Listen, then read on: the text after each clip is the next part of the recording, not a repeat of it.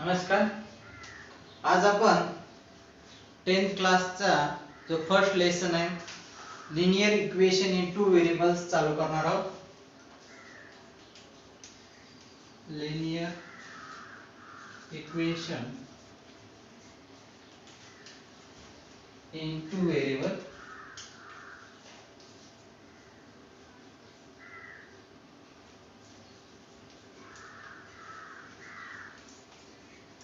Two variable हा lesson चालू करणार आहोत. तर आपल्याला पाहायचं आहे की linear equation in two variable म्हणजे काय. तर ते पाहूया आपण. an equation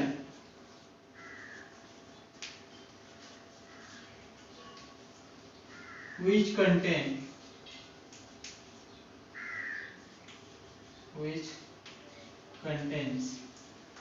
two variable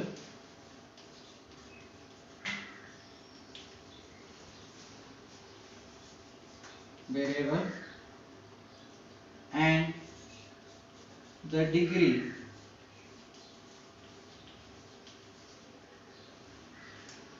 of each term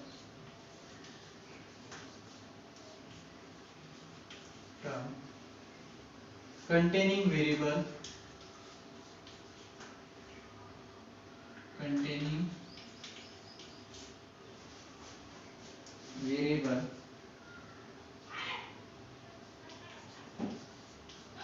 is 1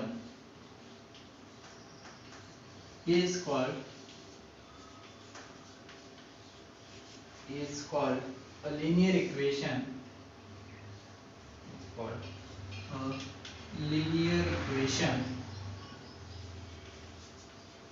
Equation in two variable.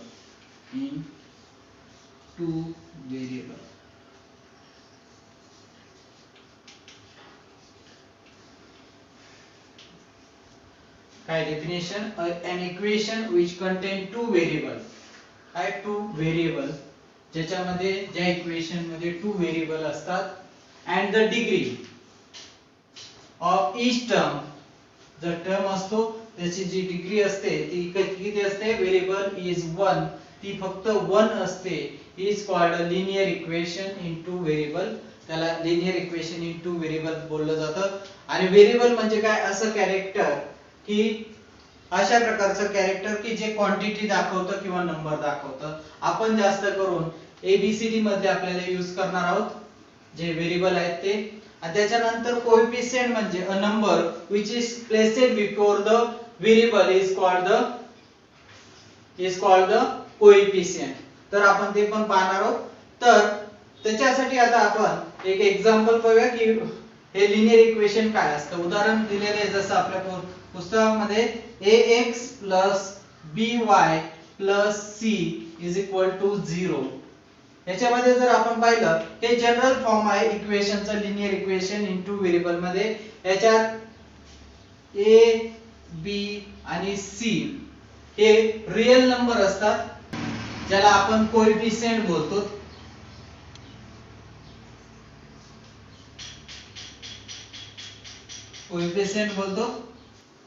a b c यांना आपण रियल नंबर म्हणतो किंवा त्यांना आपण कोएफिशिएंट बोलतो. त्याच्यानंतर याच्यातल्या जे x and y आहेत, x and y जे आहेत त्यांना आपण बोलतो व्हेरिएबल. a or b हा नॉट इक्वल टू 0 असले पाहिजेत, म्हणजे याच्यापैकी कोणीही 0 नसला पाहिजे. जर याला आपण काय इक्वेशन इन टू व्हेरिएबल बोलायचं असेल तर यांच्यापैकी कोणताही संगतीच दोन्ही पण 0 नसायला पाहिजे किंवा कोणता एक पण 0 नसायला पाहिजे. तरच ते काय होतात? Two linear equation in two variable होतात. तुम्हाला लिहून घ्यायचं असेल तर हे लिहून घ्या. जे एक्झाम्पल आहे ते आपण पाहूया आता.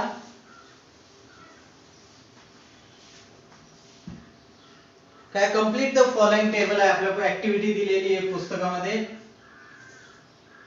काय ऍक्टिव्हिटी दिली? Complete the following table. complete the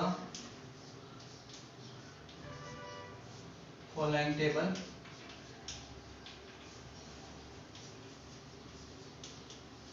table आपल्याला कंप्लीट करायचं आहे. तर त्याच्यातलं फर्स्ट एक्झाम्पल बघूया.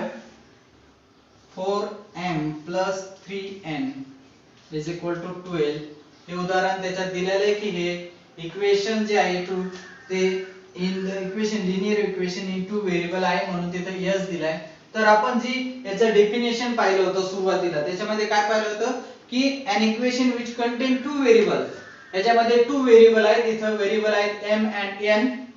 त्याच्यानंतर आणखी काय की डिग्री किती असली पाहिजे? 1 असली पाहिजे. त्या व्हेरिएबलची जी डिग्री आहे ती 1 असली पाहिजे. आणि याच्यामध्ये पण आपल्याला माहिती आहे की इथे डिग्री दिलेली नाहीये, याचाच अर्थ इथे याची डिग्री 1 आहे. आणि म्हणून हे फर्स्ट जे आहे ते लिनियर इक्वेशन टू व्हेरिएबल आहे. त्याच्यानंतर सेकंड जे एक्झाम्पल आहे ते पाहूया आपण. याच्यामध्ये 3x² - 7y = 13 दिलेले आहे. आपल्याला माहिती आहे इथे x ची डिग्री किती आहे? या x ची डिग्री जी आहे ती 2 आहे. याच्यामुळं आणि आपल्या जे डेफिनेशन दिलं होतं linear equation in two variable त्याच्यामध्ये आपल्याला माहिती आहे की कोणत्याही व्हेरिएबलची डिग्री ही 1 पाहिजे. इथं 2 आहे, याचा अर्थ हे लिनियर इक्वेशन नाहीये.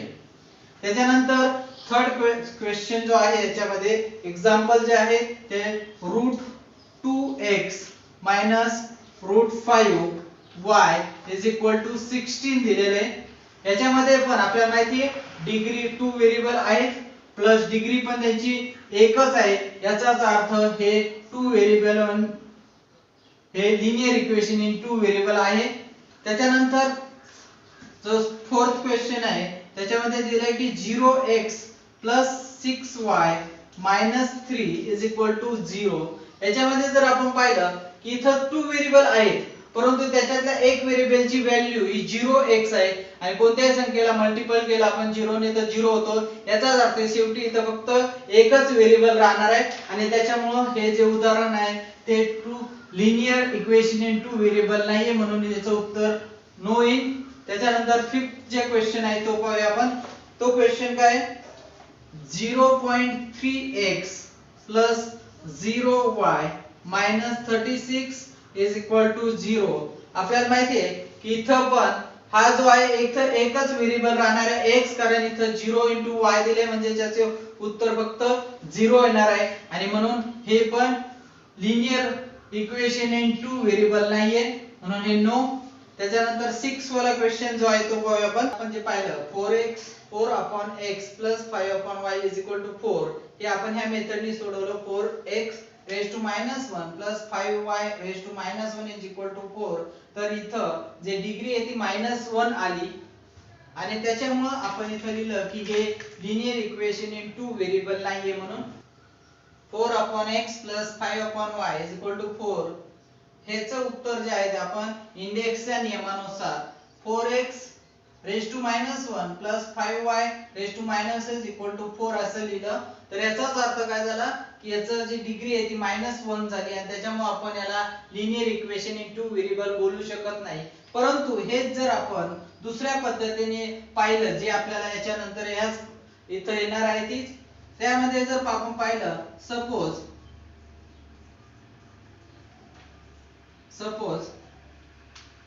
1/x = a मानलं आणि 1/y जर आपण b मानलं तर हे जे इक्वेशन आहे तेच तयार काय होईल 4a + 5b = 4. याचाच अर्थ इथं डिग्री पण 1 आहे आणि शिवाय 4a + 5b आपल्याला याला आपण linear equation in two variable बोलू शकतो म्हणून याचं उत्तर यस येईल. त्याच्यानंतर 7th वाला जे क्वेश्चन आहे आपला तो आपण पाहूया ऍक्टिव्हिटी मधला. त्या ऍक्टिव्हिटी मधला जो 7th क्वेश्चन आहे तो आहे 4xy - 5y - 8 = 0. याच्यामध्ये x आणि y एक संगतीच आलेले आहेत त्याच्यामुळे हे linear equation in two variable होऊ शकत नाही आणि देयरफॉर हे आपण नो लिहिलं. याचं उत्तर नो येईल. त्याच्यानंतर आपण याचे जे मेथड आहे ते लिनियर इक्वेशन सोडवण्याचे ते मेथड पाहणार आहोत. तर त्याच्यातले त्यात आपण आता पाहणार आहोत ते सिम्युलेटेनियस लिनियर इक्वेशन पाहणार आहोत.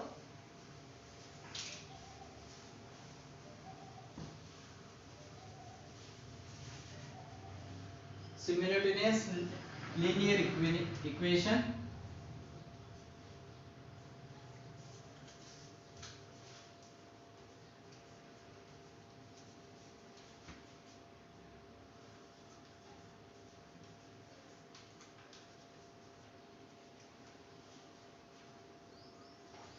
याचा मीनिंग काय ते पण आपण पाहूया. We think about to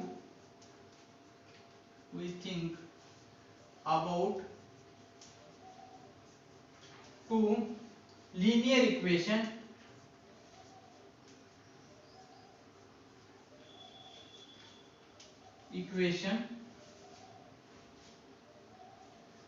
in two variable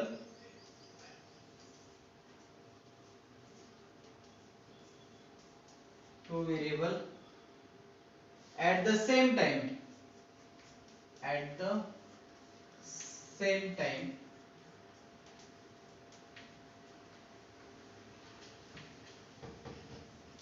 then they are called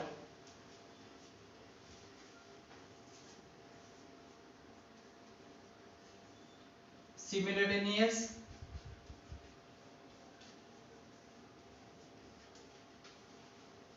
linear equation.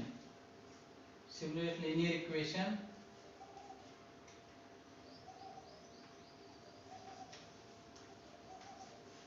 or simply simultaneous equation. आता सॉल्व कसे करायचे त्याची आपण मेथड पाहणार आहोत. तर त्याच्यातलं जे पहिलं एक्झाम्पल आहे ते आपण पाहूया. त्याच्या आधी हे लिहून घ्या म्हणजे तुमच्या लक्षात राहील. Actually we think about two linear equation. आपण एकाच वेळेस दोन इक्वेशनचा लिनियर इक्वेशनचा विचार करणार आहोत. एकाच वेळेस दोन लिनियर इक्वेशनचा ज्यावेळेस आपण विचार करतो त्यावेळेस त्यांना सिम्युलेटेनियस लिनियर इक्वेशन बोललं जातं. आणि आता ते सॉल्व कसे करायचे ते आपण पाहूया.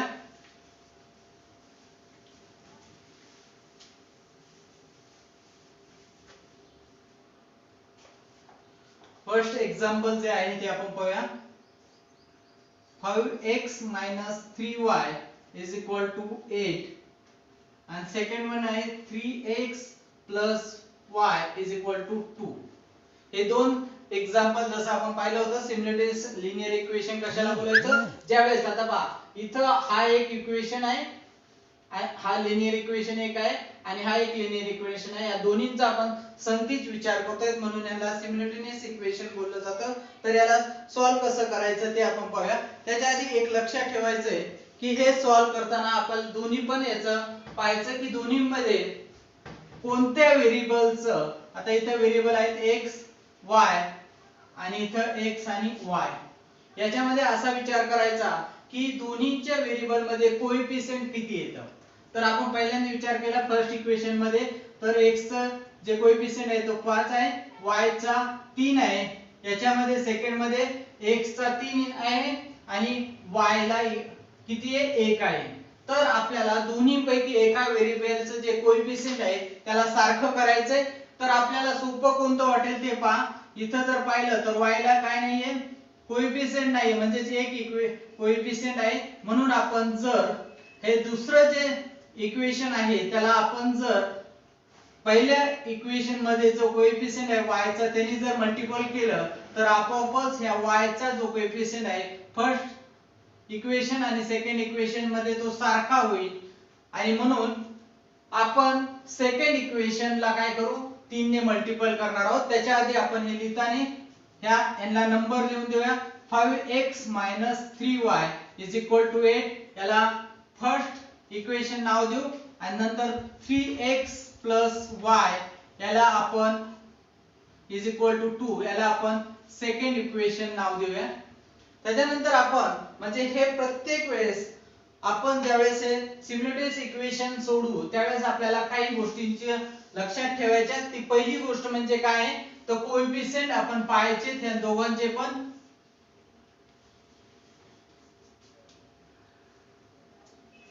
कोएफिशिएंट चेक करायचे आपल्याला.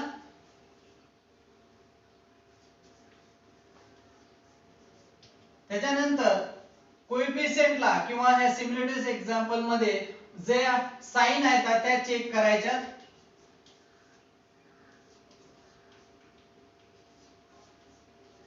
साइन चेक केल्यानंतर जर साइन डिफरंट असतील, साइन जर कोएफिशियंट चेक करायचे, साइन चेक करायचे आणि कोएफिशियंट जर डिफरंट असतील,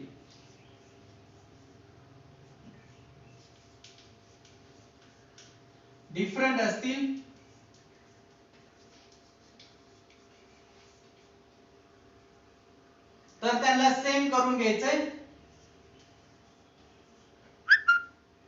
त्याच्यानंतर चौथा पॉइंट लक्षात ठेवायचा आहे तो म्हणजे जर साइन डिफरंट असतील, कोएफिशियंट सेम झाल्यानंतर जर साइन डिफरंट असतील,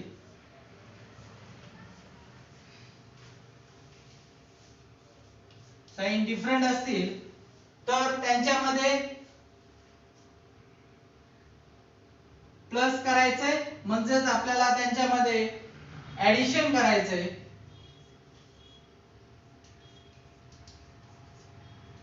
आणि जर साइन सेम असतील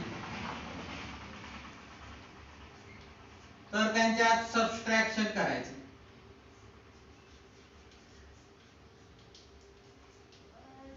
हे पॉइंट जर लक्षात ठेवले तर आपल्याला हे जे linear equation in two variable आहे यांचे जे सिम्युलेटेड इक्वेशन आहे ते सोडवण्यासाठी खूप मदत होईल.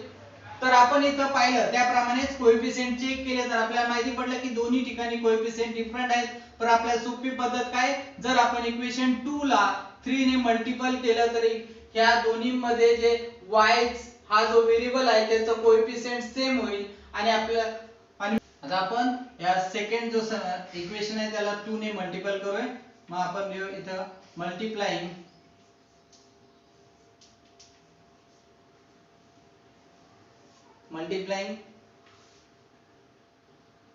both side of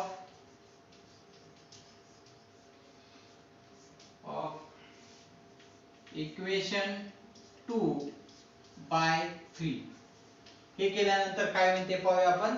म्हणजे याचा अर्थ 3 in bracket 3x plus y is equal to 2 into 3 हे आपलं नवीन इक्वेशन तयार होईल. ते सोडवल्यानंतर काय होईल आपलं, therefore 3 into 3 9x plus 3y is equal to 6 हे आपलं न्यू इक्वेशन तयार होईल. त्याला आपण थर्ड नाव देऊ. आता आपण जर नीट चेक केलं तर आपल्याला माहिती पडेल की इक्वेशन 1 आणि इक्वेशन 3 मध्ये जो y आहे व्हेरिएबल त्याचा कोएफिशियंट सारखा झालाय आणि म्हणून आणि आता आपण जसं इथे लिहिलं होतं की आपल्याला साइन चेक करायची. कोएफिशियंट डिफरंट होता त्याला सेम केलं. त्याच्यानंतर साइन चेक करून साइन डिफरंट असेल तर ऍडिशन करायचं आणि साइन जर सेम असेल तर सबट्रॅक्शन करायचं. तर आपण पाहिलं इथं इक्वेशन 1 मध्ये 3y ला साइन मायनस आहे आणि इक्वेशन 3 मध्ये 3y ला साइन प्लस आहे. याचा अर्थ साइन काय तर डिफरंट आहेत आणि साइन डिफरंट असल्यानंतर आपल्याला ऍडिशन करायचं आहे आणि म्हणून आपण आता तेच करणार आहोत की जर आपण ऍड इक्वेशन 1 and 3 तर आपण 1 and 3 इक्वेशनला ऍड करणार आहोत. तर 1 इक्वेशन काय आपलं 5x 3y is equal to 8 आणि त्याच्यानंतर आहे आपलं थर्ड इक्वेशन जे आलेलं आहे ते आहे 9x 3y is equal to 6. त्याच्यानंतर इथं खाली थोडी जागा सोडायची आपल्याला साइन चेंज करावा लागला तर पण आपण इथं प्लस घेणार आहोत. याचाच अर्थ इथं साइन या 9 चं चेंज होणार नाही ते प्लसच राहील, याचं पण प्लस राहील आणि याचं पण प्लस राहील. जर मायनस असेल तर इथं सर्व साइन चेंज होतात म्हणून आपण हे घेतलेलं आहे. मग 8 + 6 तर आपलं उत्तर येईल 14.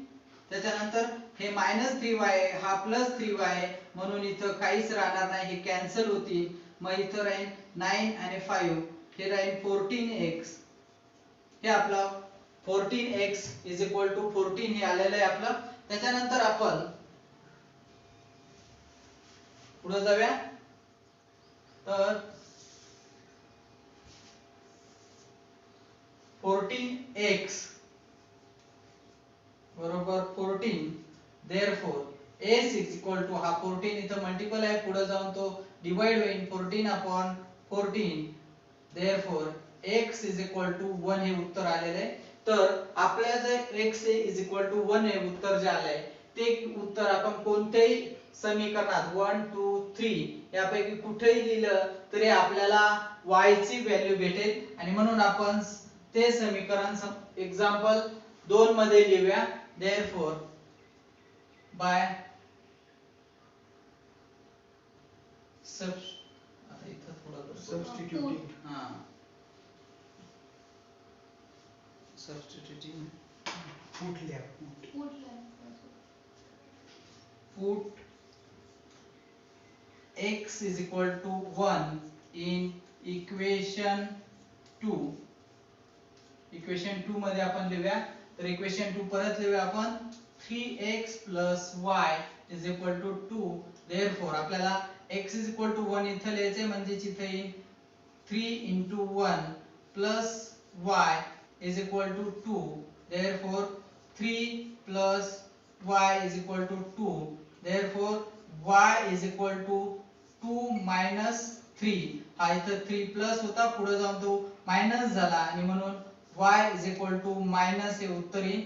आणि म्हणून हे जे इक्वेशन लिनियर इक्वेशन किंवा सिम्युलेटेनियस इक्वेशन जे होतं त्याचं जे व्हॅल्यू आहे ती व्हॅल्यू किती येईल, सोल्युशन किती आला आपला, सोल्युशन आला solution x is equal to 1 and y is equal to -1. ते लिहिण्याची पद्धत आधी काय बरोबर पहिल्यांदा x ची व्हॅल्यू लिहा 1 आणि नंतर y ची व्हॅल्यू लिहा -1 ह्या मेथडने, म्हणजे सोल्युशन आलं 1 -1. किंवा आपण असं लिहू शकतो, हे लिहिण्याची पद्धत थोडं तुला क्रॉप करावं लागेल ना, करून घेतो. ही लिहिण्याची पद्धत आहे. आपण याचं सोल्युशन लिहिताना लिहू शकतो x आणि y बरोबर 1 and -1. हे आपलं उदाहरण झालेले आहे. त्याच्यातले काही उदाहरण आपण आणखीन घेऊया. आपण सेकंड एक्झाम्पल पाहणार आहोत. सेकंड एक्झाम्पल आहे 3x plus 2y is equal to 29 and 5x minus y is equal to 18. हे एक्झाम्पल आपण आता पाहणार आहोत. तर याला आपण नाव देऊन घेऊया 3x plus 2y is equal to 29 हे फर्स्ट इक्वेशन आहे. नंतर 5x minus y is equal to 18 हे सेकंड इक्वेशन आहे. जर आपण पाहिलं, आपण पहिल्यांदा काय चेक करणार आहोत, कोएफिशिएंट चेक करणार आहोत. तर कोएफिशिएंट जर चेक केले तर x आणि x चा दोन्ही डिफरंट आहे, y आणि y चा पण डिफरंट आहे. याचाच आपल्याला कोएफिशिएंट डिफरंट असतील तर ते सेम करून घ्यायचे असतात. आपल्याला सोपं कोणतं जाईल, x चा की y चा. तर आपण नीट पाहिलं तर आपल्याला y चा कोएफिशिएंट सेम करणं थोडं सोपं जाईल आणि म्हणून तो करण्यासाठी आपल्याला काय करावं लागेल, हे जो दुसरं एक्झाम्पल आहे इक्वेशन आहे त्याला 2 ने मल्टिपल करावं लागेल आणि त्याच्यामुळे मल्टिप्लाइंग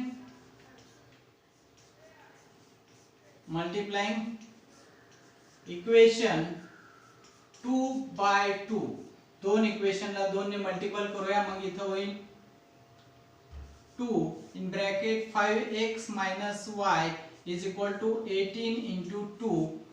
तर 5x 2 into 5x 10x minus y is equal to 36. हे आपलं थर्ड इक्वेशन तयार झालं. इथं थर्ड इक्वेशन तयार झाल्यानंतर आपण जर आता फर्स्ट आणि थर्ड चा विचार केला तर आपल्याला माहिती आहे, सॉरी इथं 2y होईल, 2 into y 2y होईल. जर आपण फर्स्ट आणि थर्ड चा इक्वेशनचा विचार जर केला तर आपल्याला माहिती आहे की इथं आता कोएफिशिएंट सेम झालेत. कोएफिशिएंट सेम झाल्यानंतर आपल्याला साइन चेक करायचे. साइन चेक करायच्या वेळेस आपण जर पाहिलं तर इथं 2y ला प्लस साइन आहे आणि इथं 2y ला मायनस साइन आहे. याचाच अर्थ साइन कसे येतं, डिफरंट आहेत. आणि साइन डिफरंट असेल तर आपल्याला काय करावं लागतं, ऍडिशन करावं लागतं. आणि मग इथं आपण करू ऍडिशन, ऍड करूया आपण, ऍड 1 and 3 इक्वेशन, 1 and 3 इक्वेशनला आपण ऍड करूया. आता याला ऍड करूया आणि मग काय होईल इथं 3x plus 2y is equal to 29. Addition करायचं आहे आपल्याला. तर इथं प्लस 5x नाही, तिसरं इक्वेशन काय आपलं 10x minus 2y is equal to 36. अशी जागा सोडायची कारण साइन लिहायचे आहेत आपल्याला. प्लस इथं प्लस असल्यामुळे इथं साइन चेंज होणार नाहीत, आहे तेच राहणार आहेत. मग 36 आणि 29 किती होतात ते पाहूया. 65 बरोबर. हा प्लस आहे हा मायनस आहे म्हणून हे कॅन्सल होतील. 10 and 3 13x होईल आणि म्हणून याचं उत्तर जे आलं आपलं 13x is equal to 65 आलं. 13x is equal to 65. Therefore x is equal to हा 13 इकडे मल्टिपल आहे पुढे जाऊन डिवाइड होईल म्हणून 65 upon 13. Therefore x is equal to 13 5 जा 65 म्हणून इथं x is equal to 5 येईल. आता आपल्याला ह्या x is equal to 5 जो आहे त्याची व्हॅल्यू कोणत्याही तीन समीकरण जे इक्वेशन आपले आले त्याच्यामध्ये आपण लिहू शकतो आणि म्हणून याला आपण पुट करूया इक्वेशन नंबर 2 मध्ये. तर आपलं होईने put x is equal to 5 into equation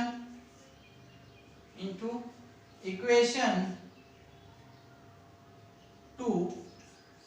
तर आपण पाहूया 5x minus y is equal to 18. आपल्याला आता x ची व्हॅल्यू इथे लिहायची आहे. तर 5 into 5 minus y is equal to 18. Therefore 25 minus y is equal to 18 झालं.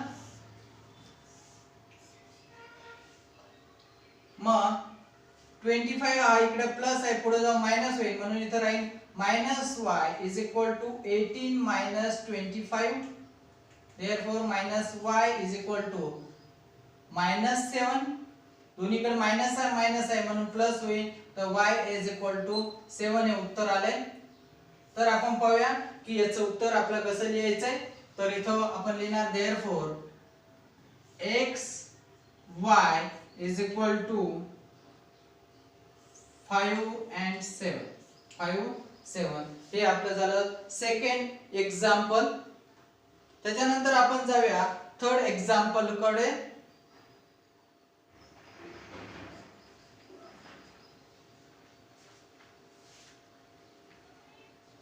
थर्ड एक्झाम्पल कडे जाऊया आपण.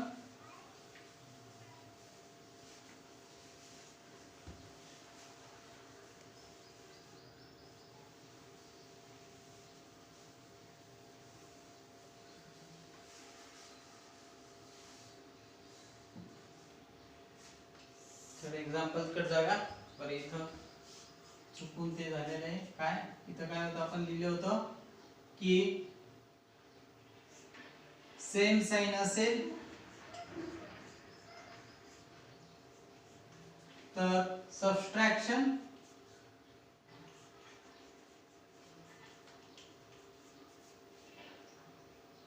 डिफरंट साइन असेल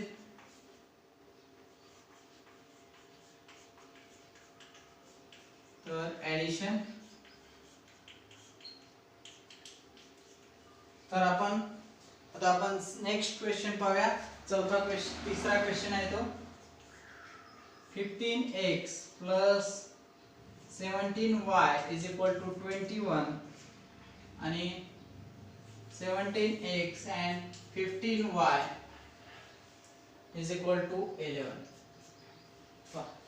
हे जर एक्झाम्पल पाहिलं तर याला आपण परत नावे देऊया.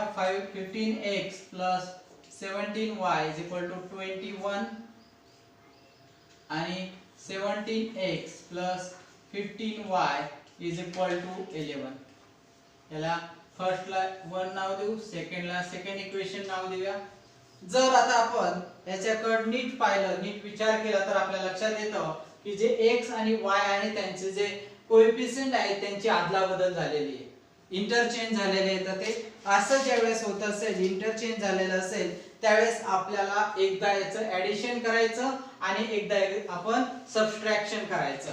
मग आपण इथं पाहूया add 1 and 2, equation 1 and 2, equation 1 and 2 याला ऍड केलं तर होईल 15x plus 17y is equal to 21 plus 17x plus 15y is equal to 11.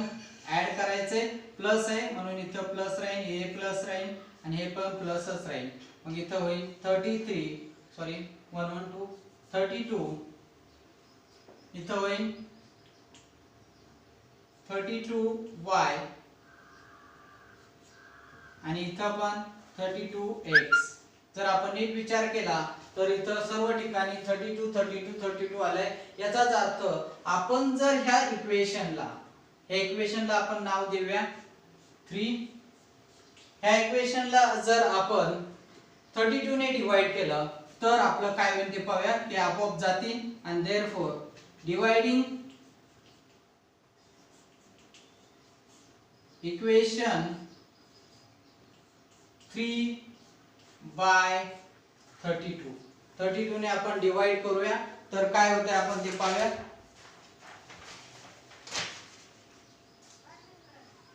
दोन्ही साइडला डिवाइड जर 32 ने केलं तर काय येतं ते पाहूया.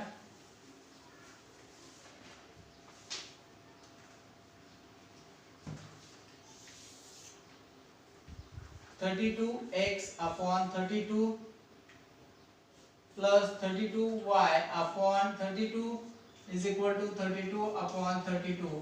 तर हे जाती सर्व and therefore काय बोललं, x plus y is equal to 1. एवढंच उरलेलं आहे. याला आपण इक्वेशन नंबर 4 देऊया. त्याच्यानंतर मी सुरुवातीला सांगितलं होतं हे जे आहेत ज्यावेळेस अशा प्रकारचं फक्त कोएफिशियंटची अदलाबदल झालेली असेल, इंटरचेंज झालेलं असेल, त्यावेळेस आपल्याला एकदा ऍडिशन करायचंय आणि दुसऱ्या वेळेस सबट्रॅक्शन करायचंय. तर आपण आता इथं सबट्रॅक्ट करूया. Subtracting equation 1 and 2. काय 15x plus 17y is equal to 21. याला सबट्रॅक्ट करायचंय. Minus 17x plus 15y is equal to 11. Subtract करायचं. ज्यावेळेस सबट्रॅक्ट करतो त्यावेळेस इथालचे साइन जे 17x ला आता प्लस आहे पण म्हणजे मायनस असल्यामुळे इथं मायनस होईल. हा प्लस मायनस आहे, हा प्लस आहे म्हणून इथं मायनस होईल. हा प्लस आहे आणि इथं मायनस आहे म्हणून इथं पण मायनस. म्हणजे आता हे जे सेकंड इक्वेशन आहे त्याचे सर्व साइन चेंज झालेले आहेत. मग 21 मधून 11 गेला तर किती राहतो, 10 राहतो. त्याच्यानंतर प्लस 17y मधून मायनस 15y गेला तर प्लस 2y राहील. मोठ्या संख्येचं साइन देतो आपण. त्याच्यानंतर 15x मधून मायनस 17x गेला तर मायनस 2x येईल. अशा प्रकारचं हे इक्वेशन सॉल्व्ह झालं. याला आपण आता फिफ्थ नाव देऊया. आता ह्या फिफ्थ मध्ये जर आपण विचार केला तर इथं कोएफिशियंट 2 आहे, इथं 2 आहे आणि हा जो 10 आहे तो 2 च्या मल्टिपल आहे म्हणून आपण ह्या इक्वेशनला 2 ने मल्टिपल करूया. and therefore multiplying